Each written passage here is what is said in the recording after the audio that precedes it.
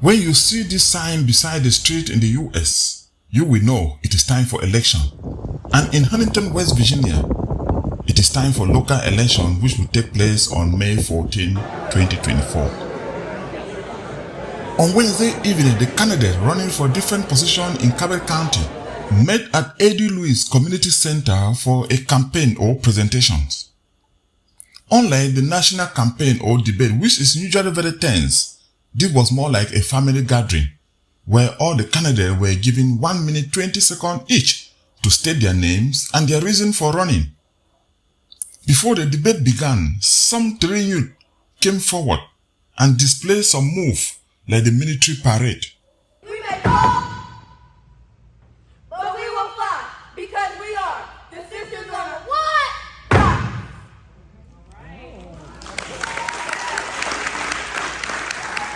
Then each candidate have the opportunity to say their vision and why people should vote for them.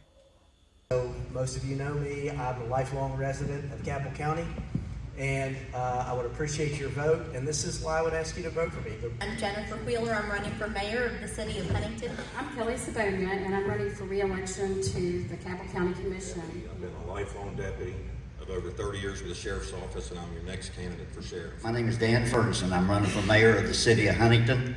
I have 47 years of public service, born and raised in this town. I'm a veteran of the United States Coast Guard. Charles Shaw, running for the Cabell County Board of Education.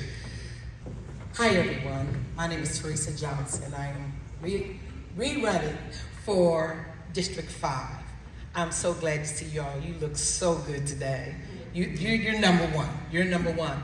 And I am running because I need to complete the job. It is so hard to start something and never see it completed. Fairfield is changing. I understand that. So when you get something, if you ever started something, you really, really want it to be completed. I thought it would be completed in 4 years, but it takes so much time. I appreciate Fairfield. I believe Fairfield is the best. I believe everything starts and ends at Fairfield. I believe you can't even hardly go through the city without going through Fairfield. And I appreciate you. I'm looking for you to, and please, vote for me again. I can't do this without you. I said earlier, it's not going to stop us from working because I understand that we don't just serve city council, we serve you. And when you love people, you love to serve. Thank you. I want to start by saying Sean has done an amazing job. There is a great contrast between election and the system of governance here in the US versus African countries like Cameroon. Unlike in Cameroon, where a judge is appointed by the president of the country, in the US, he or she is elected based on their background and experience, like the case of Sarah Dixon. Hello, my name is Sarah Dixon. I'm running for Cabell County Family Court Judge. I was born and raised in Huntington. I went to law school at the University of Louisville, and then I came back to Huntington, and I've been practicing family law ever since. I spent a short amount of time as an assistant prosecuting attorney, and I only did child abuse and neglect cases during that time. Then I went back into private practice, and I have been doing divorce, custody, guardianship, grandparents' rights, the entirety of my 12-year career. I represent a lot of children in the family court and in child abuse and neglect court. The reason I'm running for family court judge is that the decisions a family court judge makes literally affects the trajectory of someone's life. They're the most important decisions that, it affects where a child's gonna live. It can affect the distribution of assets. It can affect whether or not a grandparent is gonna be able to get custody of a grandchild. So it is incredibly important that the family court judge has the legal expertise and the practical knowledge to be able to work with people in the courtroom. What a lot of people don't know is that the majority of people in our family court do not have a lawyer. So it's very important that the family court judge has the legal expertise to be able to work with people in that capacity. The other reason is that the integrity of the judicial system is incredibly important to me. A lot of people say that when they go into family court, they don't feel like they have the opportunity to tell the judge what they feel like the judge needs to know before the judge makes those important decisions. So I would never say that I'm going to make everybody happy with the decisions I make in family court, but what I will pledge to the people of this community and to Cabell County is that everyone who comes in my courtroom will have their day in court. Everyone will have the ability to tell me as your judge exactly what you think I need to know before I make a decision as to where your child's going to live, distributing your assets, or if you're a grandparent, and whether or not you're going to be able to have custody of your grandchildren. So my name is Sarah Dixon. I would appreciate your vote for Cabell County Family Court Judge. Thank you. For City Council District 5. Members of Board of Education are also elected and not by appointment. Mr. Archer, I recognize you from Huntington. And young people too are also running for some positions. Lauren Vega, and I'm running for City Council District 5 in Huntington, West Virginia.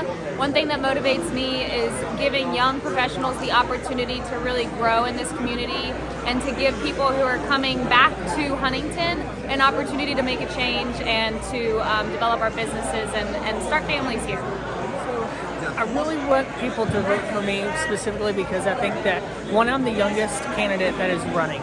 I'm only 27, and like I said here, I graduated in 2016, so I think that I have the closest ear to the students and I think I understand what the students really. And the man who wants to be the mayor says he is a businessman, and business is the key to the growth of a community. The mayor of Huntington, West Virginia. And the reason that business is so important for the community is that if you don't have a business, you don't have jobs. And so usually the way that it all works is that you have to have a good or a service that you can sell to somebody. If you sell it to someone, then you get the money, you can pay the employees. If you don't have a good or a service that you can sell, and you don't get money from outside the community and give it to the people in the community, what you have is a system that's closed that can never grow. So the way we grow it is we sell something outside of our community, but we employ the people in their community so they have jobs so they can buy things. They can buy groceries, they can pay rent, their mortgage, or anything else in the community. So it all is a business. And it starts with jobs, and it starts with people right here in the community, having businesses, owning businesses. I just think it's really important. Yeah, thank you so much. You're welcome. Yeah. A guardian ad litem is a lawyer, but a guardian ad litem is in the context where they represent the child. So what the guardian ad litem does is the guardian ad litem does an investigation, interviews mom, interviews dad, interviews the children, goes and retrieves school records, can retrieve medical records, and gather information about the family so the court will have enough information to be able to issue rulings that are in the best interest of the child. If a family does have a lawyer, a lot of times it's the responsibility of the lawyer to gather that information and put it before the court. But if a family does not have a lawyer, they don't know the information always that the court needs.